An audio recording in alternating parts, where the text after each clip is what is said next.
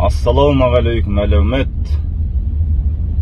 Жаһанда болып жатқан жаңалықтардан хабардар шығарсыздар. Мына Ресей мобилизация жариялағалы бері жан-жаққа қашып жатқан, ағылып жатқан, оның ішінде біздің Қазақстанға келіп жатқанда ресейліктердің саны мың-мыңдап өтіп жатқан естіп те, біліп те, көріп те отырған боларсыздар.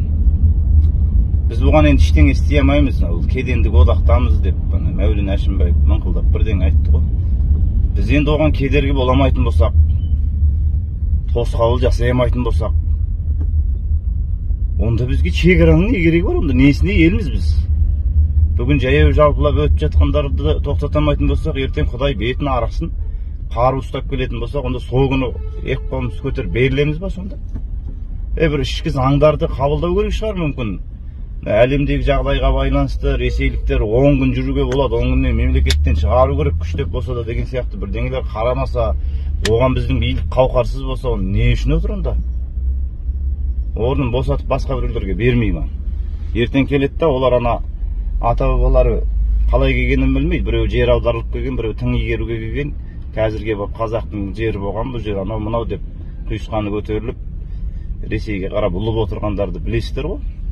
Сол сияқты ертең бұлар да келеді да, қай-қайдағын шығарады, сонымен қақтығыс болады ортада ұлтаралық. Одан кім сорлайды? Қазақты қамайды бірінші.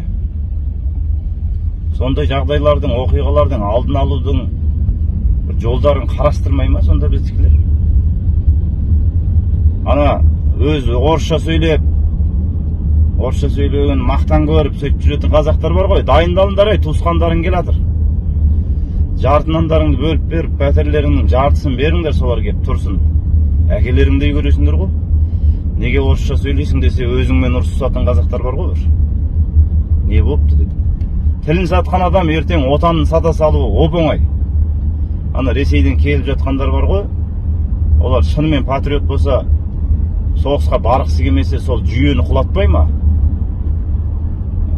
Тіпті ойбай біз соғысты қолдаймыз десе, мықты болса Украинаға бармай ма?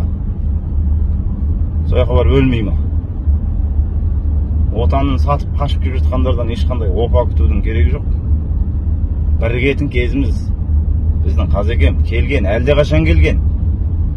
Албанмын, найманмын, танысаң адаймын, танымасаң құдаймын, мен төремін, ақ сүйекпін, қожамын, бірдеңемін деп бөлініп жүретін уақыт емес қазір. Қазағым, бір болу керек бізге. Осындай бейне үндеу жариялаңыз. Тым құрыса осыны бөлісіп жіберіңіз. Қолыңыздан дым келмесе. Мына билік өкілдерінен соны талап етейік.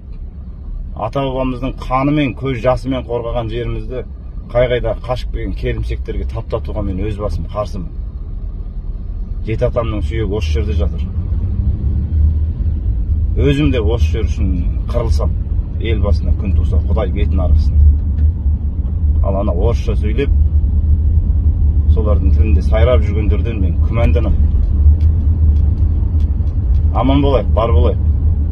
Осыны жоғары жақтан талап етейік.